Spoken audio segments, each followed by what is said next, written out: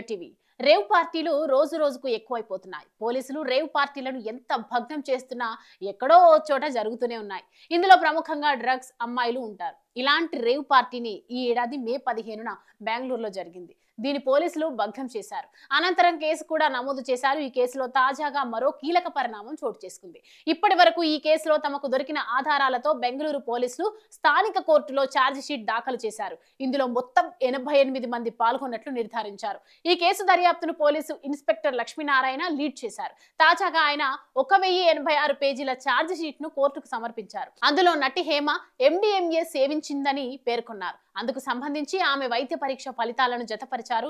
పార్టీకి హాజరైన మరో నటికి టెస్టులు చేయగా డ్రగ్స్ నెగిటివ్ వచ్చిందని ఆమె సాక్షుల్లో ఒకరిగా పరిగణిస్తున్నట్లు వెల్లడించారు. పార్టీలో పట్టుబడని తర్వాత హేమ చేసిన హడావిడి అంతా ఇంతా కాదు. తాను అసలు ఆ పార్టీకే వెళ్లలేదని, హైదరాబాద్ లో ఉన్నట్లు వీడియో విడుదల చేసింది. తాను ఎలాంటి డ్రగ్స్ తీసుకోలేదని తెలిపింది. అయితే ఆమె మెడికల్ రిపోర్టు పాజిటివ్ అని తేలడంతో పోలీసులు అరెస్టు చేసి జైలుకు తరలించారు.